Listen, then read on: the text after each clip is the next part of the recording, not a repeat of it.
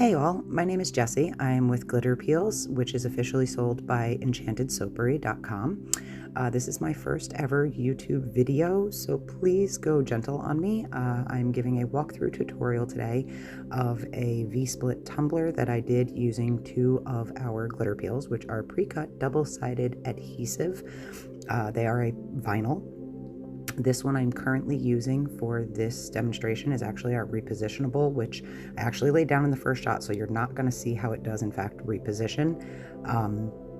But here is the walkthrough that I promised from my TikTok. If you do follow us over there on TikTok, we do go under our Enchanted Soapery account, and that's only because that's where our following started when we created these. So anywho, as you see here, what I have done is I actually used a piece of V-split vinyl already just to map out on the pre-cut where this V-split was going to be. Now, our pre-cuts are designed already for 20-ounce skinnies, so the right and left side is designed for that. You will see though a little later on that I did not cut the right and left here when I'm cutting all this up, and I realize it later on and I have to trim it. But a great tip right here that you're about to see is if you do have to trim a line that you're having a hard time seeing, just peel back that top layer that you're cutting off anyway. It's already pre-cut, it's going to line up right to it. So it makes trimming your pieces down much easier. So anyway, like I said, I was cutting these down in V's, and I'm very sorry if you do hear noise in the background. I do live on a kind of busy street. But one design I cut for the top V, which was the owl, so I made sure to cut that with the point down, and then the bottom V was a design pattern, so it didn't really matter which direction I had it, but if it was going to be another piece, you want to make sure that you're cutting that V more in a triangle in an upward form, and you're cutting it in the right direction. And again, size-wise, like I said, the pre-cuts are designed for 20-ounce skinnies, and then I used the triangle just to create that. So on the owl, I needed the most space as possible because of the size and shape of it, that I made sure to lay that down before I even trimmed the other triangle any further.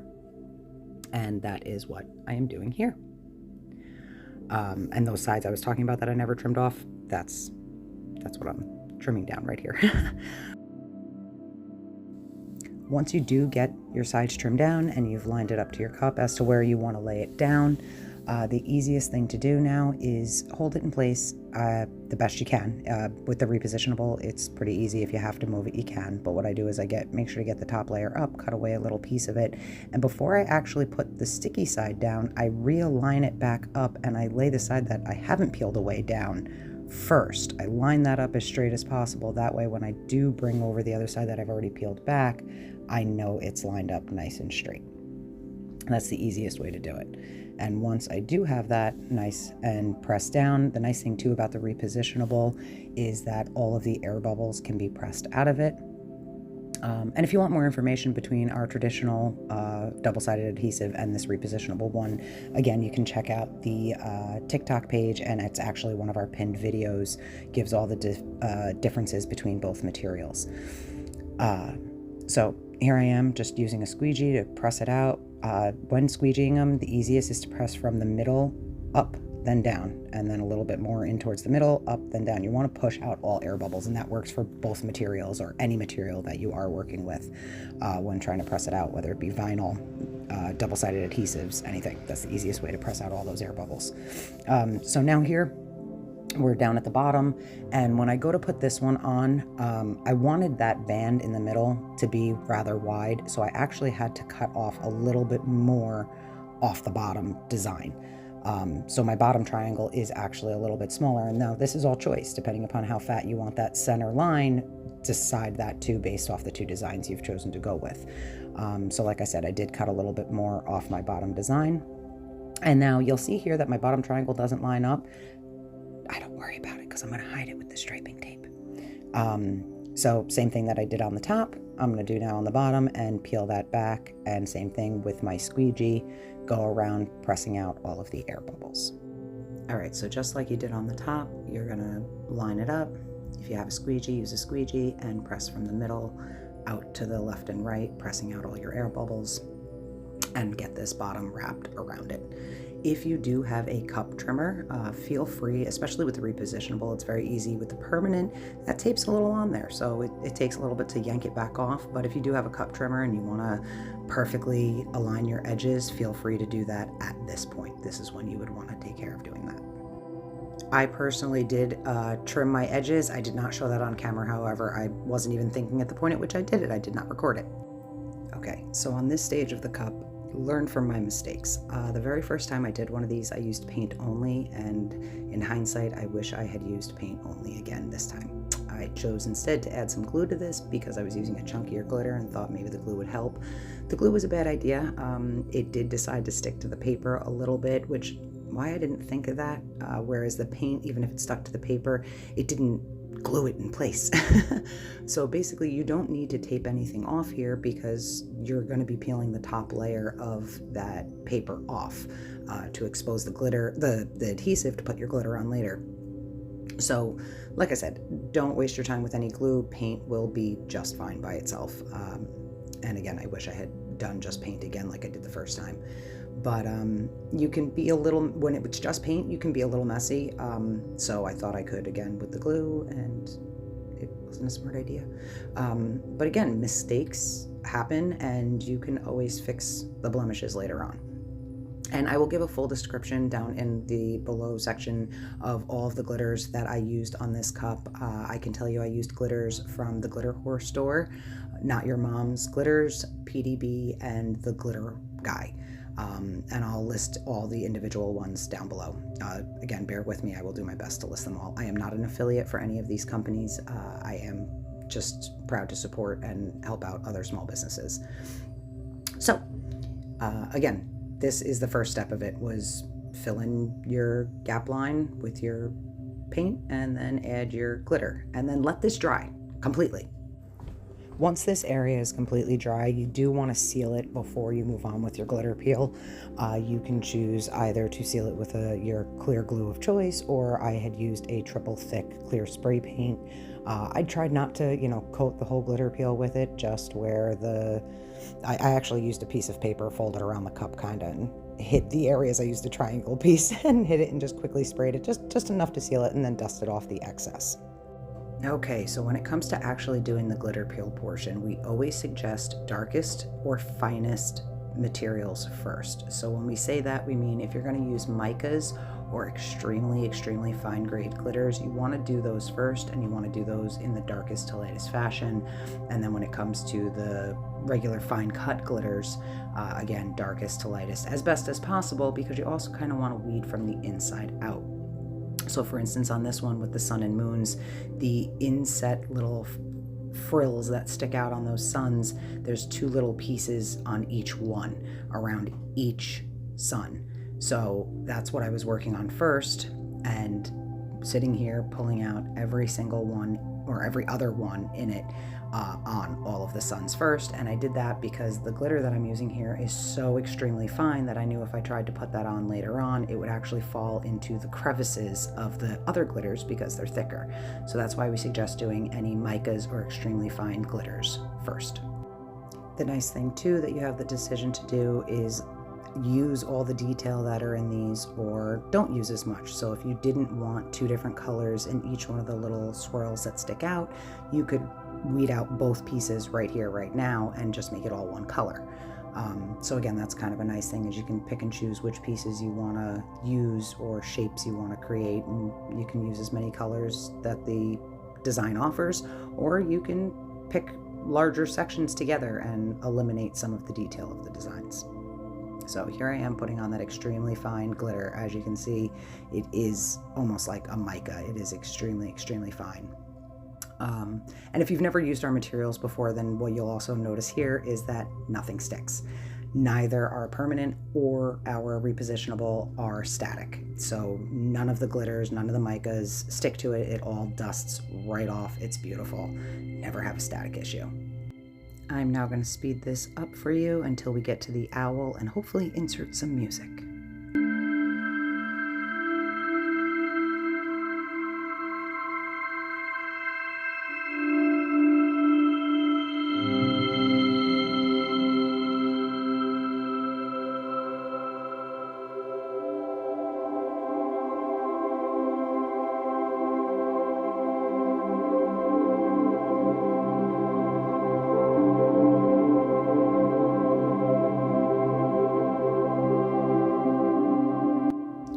so you will see that I only completed the sun and the moons and not the background at the bottom. I did that on purpose. Now I know we say go darkest to lightest, but you also want to go inside out.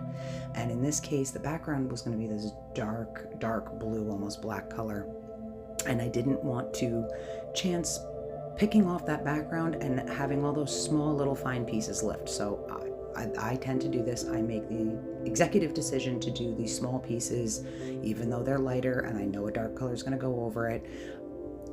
At the end of the day, I'm not too worried about the slight bit of possible bleed, especially if you're rubbing your glitters in really good and you're making sure that everything is covered.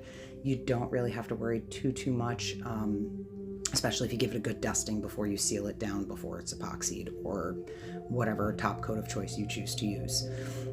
Anyway, so I'm sitting here now working on the owl the exact same way that I did the sun and moon at the bottom, choosing my colors one at a time, attempting to go from finest and darkest first and working my way through. So same thing, I'm going to speed this up a little bit for you until it is finished.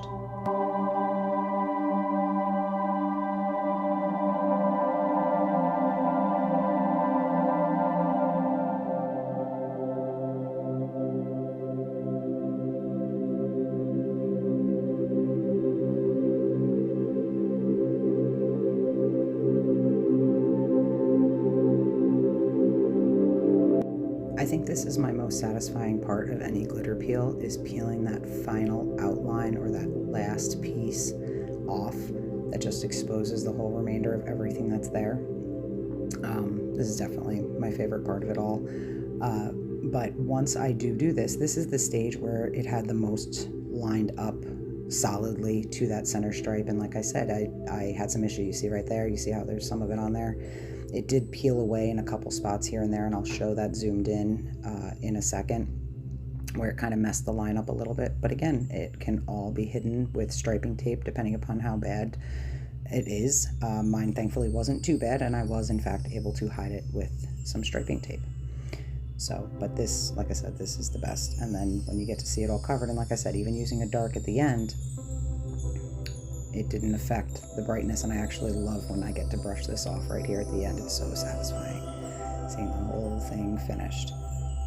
And I love unveiling all those bright colors back underneath that are hidden. So here is those spots where it had lifted up a bit and messed up, and I wasn't too happy. But like I said, I was able to cover it with the striping tape, so it's okay, and it all worked out. Blemishes happen, man. These things are handmade, so don't worry. I tell my customers, if you spot a blemish, I cursed more than you're gonna. Anywho, off camera, I epoxied this. Actually, I sealed this first, and then I epoxied it. I had sealed it with a triple thick, let it set for a while, and then I did epoxy it till smooth and then sanded it. So that's why it does look dull right now. It's been sanded. I cut out a variation of all different colors and size strips. These range in size from a 1/4 inch down to an 1/8 inch. I didn't know what I wanted to use, so I played around a little bit until I found what I liked, and this in the end is what I had liked. I cut out a lot of the trial and error of what I did and didn't like. Now, when it comes to laying your strips and cutting your strips, this is totally up to you. And I choose to do mine the way I do mine. You do yours the way you do yours. I say there's nothing wrong with it. It's personal preference.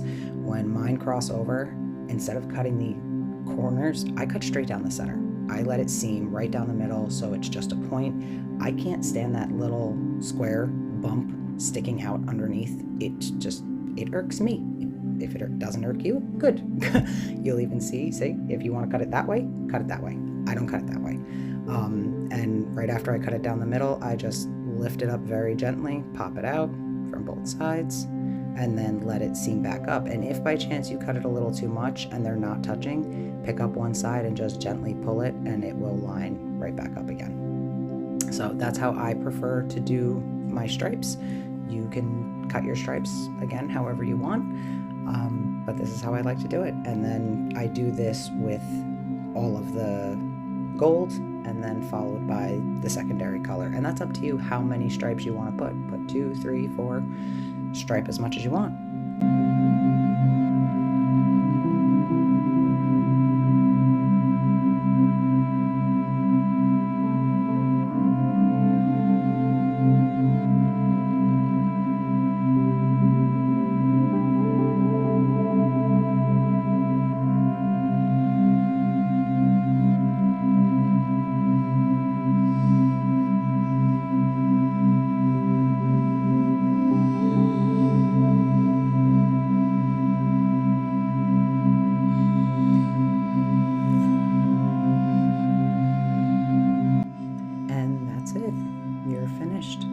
just still giving it a quick spray of a top coat. I do that to ensure my vinyls don't lift by chance on any corners. And you are all set once you get your final epoxy or Hyperion, Crystal Black, whatever it is that you choose to use.